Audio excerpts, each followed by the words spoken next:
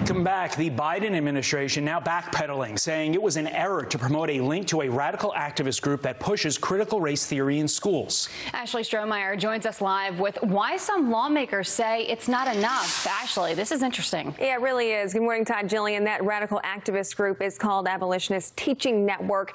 Its handbook calls for a, quote, commitment to learning from students, families, and educators who disrupt whiteness and other forms of oppression. But now the Biden administration says it was all just one big mistake, that it ended up as part of its guide to help schools safely reopen during the pandemic. The Department of Education saying it does not endorse the recommendations of this group, nor do they reflect our policy positions. It was an error in a lengthy document to include the citation.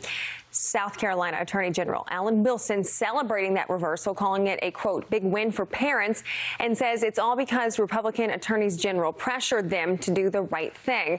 But Senator Tom Cotton had a different take on the matter, telling Fox News that, quote, President Biden has supported critical race theory since he took office.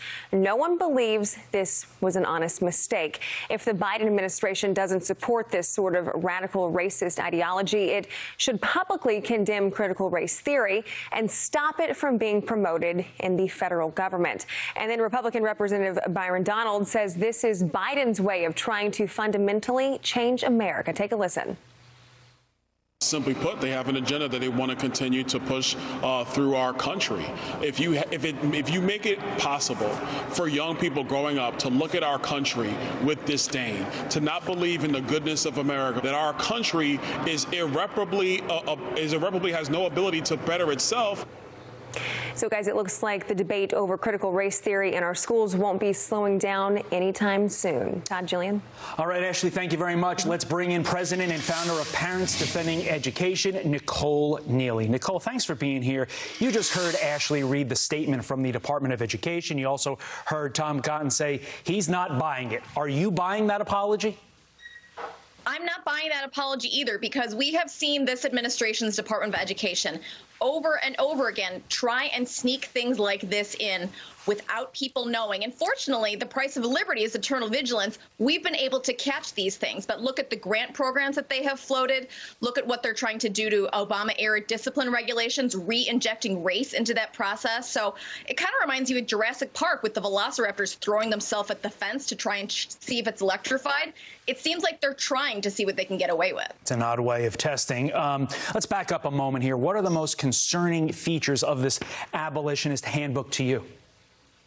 Sure. I mean, for starters, the name is a misnomer. This is not about teaching abolition. This is about attacking whiteness. This is about identifying and defining and treating children differently on the basis of immutable characteristics. Throughout this handbook and throughout the discussion that you hear supporters espousing the handbook, there's this word disrupting. There's an emphasis on that word disrupting.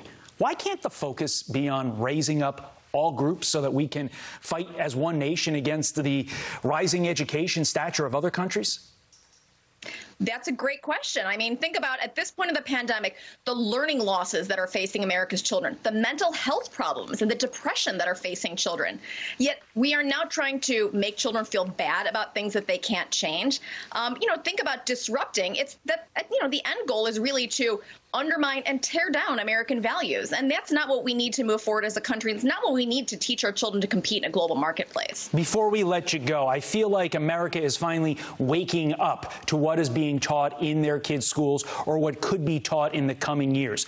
But look ahead 5, 10 years. What is the future of what you would characterize and many would characterize as this harmful approach to learning? I mean, our children are being taught what to think. They're not taught how to think. They're not encouraged to engage critically with materials. They're being taught to recite talking points. They're being told to hate America. They're being told that these values upon which the country are founded are bad and divisive.